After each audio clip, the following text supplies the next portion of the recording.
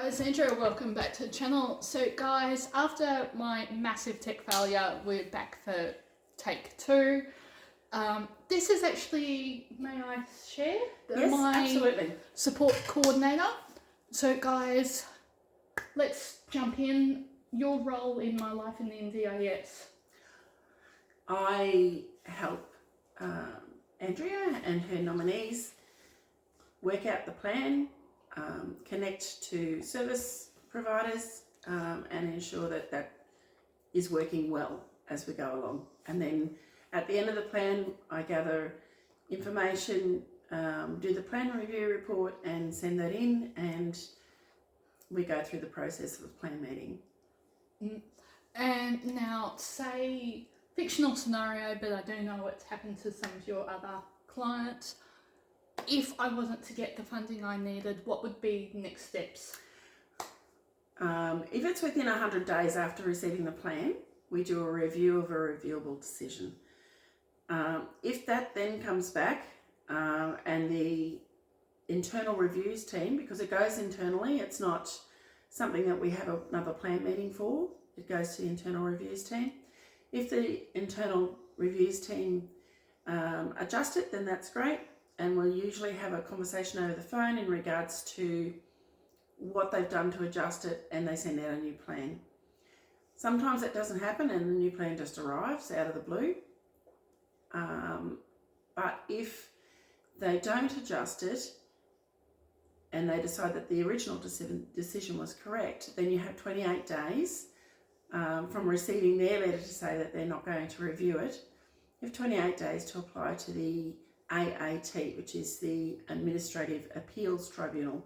So this is a third party.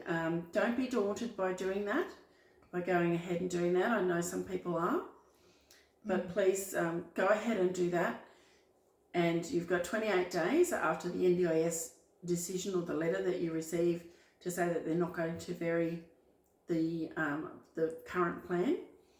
You've got 28 days to go ahead and apply for the AAT.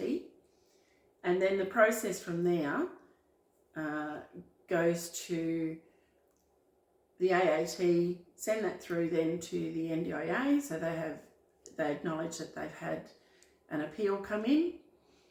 They will organise what they call T documents, which we just refer to them as T documents, which is basically tribunal documents. So they will send out to the applicator, the person that's done the application, the T documents. And this refers to the documents that they refer to in order to make their decision about the plan. Sometimes I've found when those T documents have come in, they haven't considered all the paperwork that was sent through. And this is where you can go, well, you know, this paperwork needs to be added in, and you can send that through. Generally, I will send everything care of or CC the Brisbane Registry in it. The Brisbane Registry generally handle the AAT stuff for Queensland. I have recently had an experience where we've had a directions hearing, and we've actually had a member for the tribunal in a Teams meeting, like your Zoom meeting or your Skype meeting, and we've actually done a face-to-face in that way. Now, what I've found has changed with the AAT. If they find it's more urgent, normally they would go through case conferencing. The first case conference is where you get your T documents, you'd look at those, go, oh no, we need to add this, this and this. You didn't consider this paperwork when you made that decision. And that would go into the first case conference. The NDIS would then take that extra paperwork and go, okay, well, we'll review this again. And the second case conference would be, okay, this is what we've reviewed. They send you a statement of issues. So it's like, this is why we made these decisions. This is what we need in order to change this decision. It might be that you need updated OT report. Your functional capacity report is too old. Something like that. So in order to prevent a lot of that, ensure that those reports are within the 12 months when you do your original plan meeting and the original plan is reviewed and that original plan sent out. So your OT report, which is usually a functional capacity meaning it looks at, there's a lot of testing involved in a functional capacity assessment, but they look at all of your day-to-day living, how your disability is affecting all of your day-to-day living. They look at different areas of that. If perhaps it's a psychology report, it's very similar in that respect.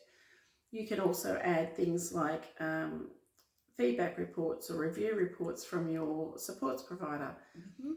A carer's impact statement, as far as, you know, if someone's moving from home to supported living, and you can have that carer's impact statement as being perhaps the parents are aging out, and we need to look at whether they're able or it's sustainable for them to be able to look after their person. So there's a lot of different aspects. It's just crossing the T's, dotting the I's. When you do your application for the AAT, be very precise about what you're after, what you consider is not being looked at, and what you wanting out of that, out of the process. So if you're wanting, for example, I had someone that was needing a one-to-one and high intensity, but I wasn't aware of the high intensity. The supports provider was, but the supports provider had never passed that information along that we were looking for high intensity. So we've actually gone through and found that we've got the one-to-one, and the supports provider are going, oh, did you get it for high intensity? No, because I wasn't aware that that was what we were after at the time.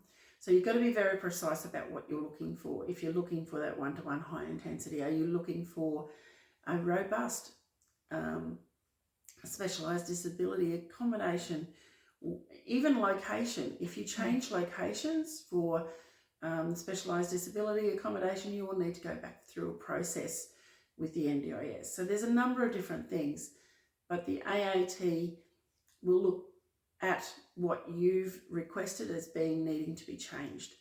So be very careful with your application. Okay, not a problem. Hey guys, I will see you guys in the next video. If we've earned your subscription, you know where to click.